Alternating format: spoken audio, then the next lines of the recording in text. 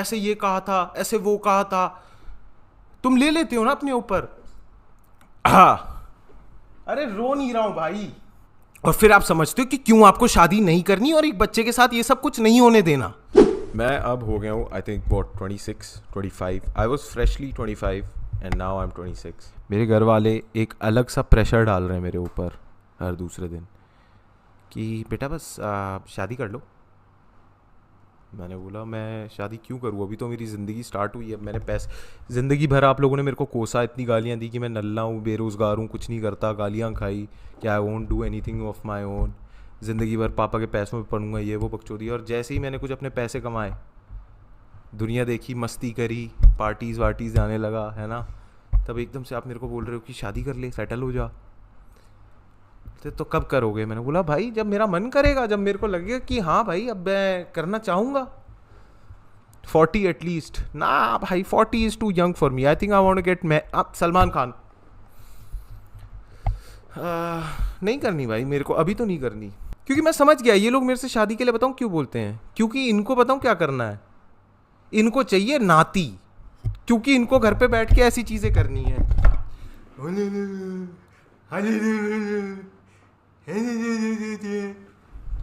ये चीज़ करनी है इनको, तो इसीलिए मैं अपनी ज़िंदगी बर्बाद कर दूं। तो कब करोगे शादी? हैं? नहीं करूँगा, फिर करनी नहीं है मुझे शादी। और मेरे जैसे मामू आदमी को यार कौन, मतलब I am very happy to be that uncle, that chacha, that mama, जिसको बोला जाता है ना अपने बच्चों को देख के कि अर्पित मामा, अर्पित चाचा जैसे मत बन जाना। देखो क्या कर रहे हैं, बर्बाद कर दी अपनी ज़िंदगी। क्या करते हैं? अब सोचो मेरा बच्चा हो गया है, तुम्हारे को अकल नहीं है, तुम कितने प्रिविलेज्ड हो, कितनी लग्जरी है तुम्हें। तुमने देखा है गुग्गुल चाचू का जो लड़का है, क्या हालत हो रखी है उसकी, देखा है? नहीं पढ़ोगे, नहीं लिखोगे, तुम्हें पता नहीं है कि कितना हार्ड होता है। मैं अपने बच्चे को ऐसा दर्जा नहीं देना चाहता। मैं क्यों लाऊं एक ऐसे बच्चे को that did not sign up for it and go through all of this trauma, जिसमें उसकी कोई गलती नहीं है, जिसको रोज दुनिया बोलती है अर्पित बाला का लड़का है। हम पाता आई ना भाई, उसको बच्चे देख रहे, छोटा सा वो बच्चा होगा, उसको देख हम पाता आई ना आई कांट। बाकी बच्चे हैं पेपा द पिग देख रहे हैं और उसको घुमा फिरा के मेरी स्ट्रीम्स दिखाने की कोशिश कर रहे हैं कि कैसे हम बिगाड़ दें इसके बच्चे को। I can't do this to a fucking child man, I can't. And how do I justify to a fucking child कि बेटा पापा कहाँ है? पापा तो अभी गए हुए हैं ना, हाँ दारू पी के गाना गाने, हाँ क्लब में दारू पी के गाना गाने गए हैं ना पापा। हाँ पापा जो दिन के एक डिब्बी सिगरेट पीते हैं ना, हाँ। मैं I don't, I can't, I am not ready. Plus जब से मेरे को ये रियलाइजेशन हुई है ना कि मतलब these kids they did not sign up for this, मैं नहीं ला सकता। एंड भाई बहुत ना अजीब अजीब चीज़ें होती हैं जो मेरे को रियलाइज़ होती हैं शादी के बाद में, कितना भांग भोसड़ा होता है आज की डेट में। Like if you get married, like even if it's not me, both the guy and the husband and the wife, they are working, and suppose they have a bloody child. अब बच्चे का ध्यान रखने के लिए formative years में चलो आपको मिल भी गई लीव, कितने टाइम की होती है एज अ मदर, जब आपको सही में बच्चे के साथ रहना होता है एंड एवरीथिंग, फॉर्मेटिव ईयर्स होते हैं जब सही में एक बच्चे को एक माँ की ज़रूरत होती है। कितने टाइम की? 1 साल की। अगर 1 साल की लीव ले ली ज़्यादा से ज़्यादा, बच्चे के फॉर्मेटिव ईयर्स रुक थोड़ी गए, चुद जाती है बच्चे की ग्रोथ। फिर एक आता है एक अजीब सा, लाइक यू नो, एक for a woman and a mother कि is she a career oriented woman और does she want to be there for her child, which is the hardest thing that you can wish for a bloody woman.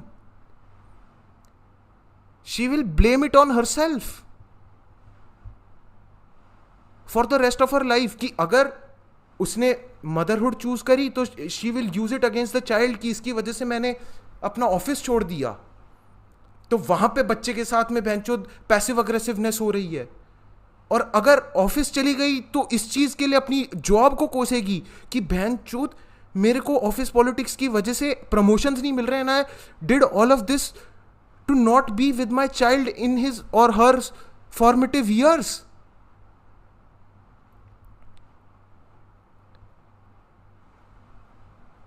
आप समझ रहे हो for that woman वो कितनी hard चीज है। Not even the bloody woman, छोड़ो औरत को छोड़ते हैं, साइड में रखते हैं औरत को, ठीक है, उस बेबी को देखते हैं अब एज अ चाइल्ड, बिकॉज ठीक है आई एम नॉट जजिंग, होता है भाई। अब एज अ वुमन आपको कभी कभार जॉब करनी तो करनी है, अब घर में खर्चे निकालने, रेंट निकालना है, एक आदमी नहीं कर सकता सब कुछ। वो औरत और हस्बैंड मिलते हैं, हस्बैंड एंड वाइफ मिलते हैं, दे डिसाइड कि चलो ठीक है, मैं अपनी मम्मी से बात करती हूँ, she will send domestic help. तो घर में ना एक दीदी आती हैं जो बच्चे का ख्याल रखती हैं, जब उसने चलना और बोलना सीखा ही नहीं है, ठीक है। नाउ दिस वुमन जो छोटे से गांव से आई है, वेरी इनोसेंट, कुछ भी नहीं पता शहर के हाल भाल कैसे होते हैं, now she has to raise a child from scratch, जो उसका खुद का भी नहीं है। और आपको पता है बहुत सारी औरतें ऐसे गांव से हमारे ऐसे शहर की फैमिलीज में आती हैं, एंड भाई वो उस बच्चे से बहुत अटैच हो जाती हैं, बांग्लादेश से, कोलकाता से, उड़ीसा से, झारखंड, बिहार से, ऐसी कितनी सारी औरतें आती हैं हमारे घर में जिनको हम दीदी, ऐसी दीदी अटैच हो जाती हैं उन बच्चों से। और आपको पता है उस बच्चे के लिए, उस बच्चे को तो कुछ पता नहीं, उस बच्चे के लिए वो मदर बन जाती है एक तरीके से। वो सुबह स्कूल जाता है, वो उसको छोड़ने जाती है, बाय कहता है, वो लड़की उसको मैनर्स सिखा रही है, वो लड़की उसको खाना कैसे खाते हैं सिखा रही है। भाई अगर थोड़े मतलब पढ़ाई नहीं हो रही तो वो उसको पढ़ाना भी सिखा रही है, कभी कभार ये थोड़ी सी पढ़ी लिखी भी आ जाती हैं। And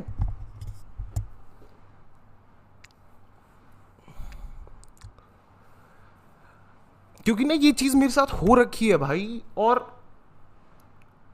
once you're like 5 or 6 you're attached कि भाई ये कहाँ गई दीदी। क्योंकि एक दिन आपको पता चलता है कि अब दीदी के घर से कॉल आया है कि अब दीदी की शादी हो रही है।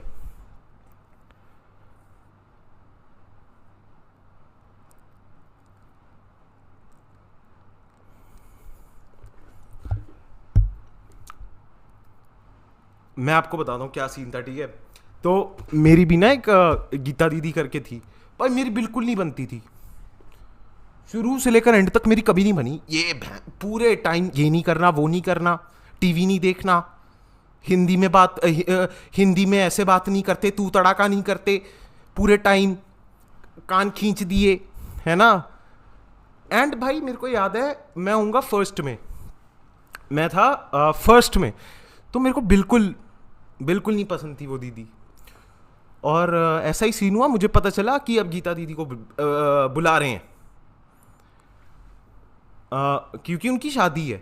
तो मैं तो बड़ा खुश, ऐ गई भाई, अब तो टीवी देखेंगे भाई, अब तो मस्ती होगी भाई, अब तो खेलेंगे भाई, जिंदगी में भाई हम खेलेंगे भाई, अब तो टॉयज के साथ खेलेंगे, अब तो तू तड़ाका होगा, अब अबे बोलेंगे, अब मैं साला बोलूंगा।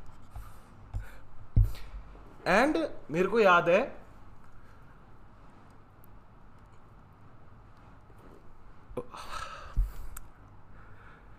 वो रेलवे स्टेशन पे मैं खड़ा था प्लेटफॉर्म पे, और दीदी जो थी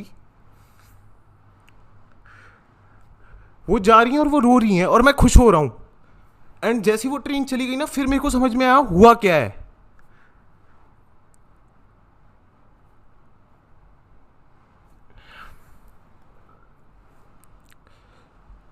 और उस टाइम पे ना एज ए चाइल्ड आपको पता ही नहीं होता क्या हुआ क्या मेरे साथ भाई, कहाँ गई वो।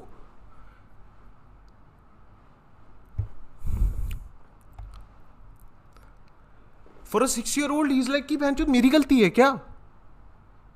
फिर वो जिंदगी भर कोसना अपने आप को कि भाई मैंने उनसे ऐसे बदतमीजी से बात करी थी, ऐसे ये कहा था, ऐसे वो कहा था। तुम ले लेते हो ना अपने ऊपर। हाँ अरे रो नहीं रहा हूं भाई।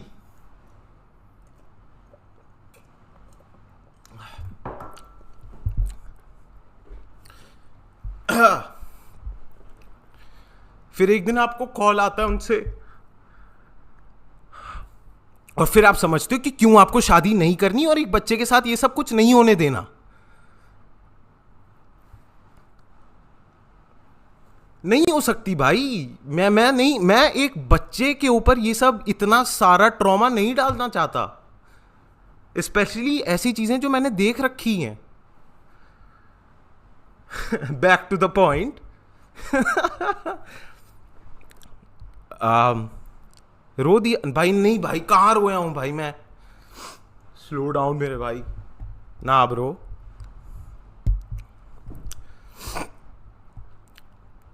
मैं नहीं रोया, ठीक है, कैरेक्टर में है। But you do think about all of this whenever you think ना let's conceive, let's get married, oh my parents are forcing us to have a child, get ready for all of this, क्योंकि ये होगा।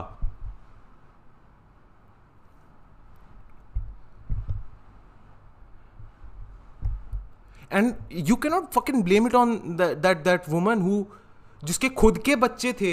आप जानते हो आजकल कितनी सारी ऐसी फैमिलीज हैं जहाँ पे जो ये नैनी होती है, डोमेस्टिक हेल्प होती है, उसकी खुद की फैमिली होती है, उसके खुद के 2 बच्चे होते हैं जिनसे वो बात नहीं करती, फ़ोन पे बात होती है हफ्ते में 2-3 बारी एंड एवरीथिंग, एंड वो उस बच्चे से ज़्यादा अटैच हो जाती है जो मैम की है, और वो अपने आप को कोसने लग जाती है एक दिन जब वो अपने गांव जाती है घर पे बैठ के कि क्या कर रहा होगा वो, क्या कर रहा होगा वो, पीछे भूत है। आई होप सो भाई। रोतड़ू या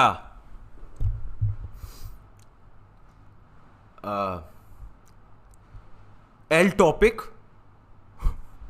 मैं अपनी काम वाली को गंदी नजरों से ही देखता था। एल टॉपिक, पर मैंने तो अपनी काम वाली को सिर्फ गंदी नजरों से देखा है। हम लोग उसको तड़पाते थे, मैं और मम्मी पापा मिलके हमारी काम वाली को मारते थे। L topic.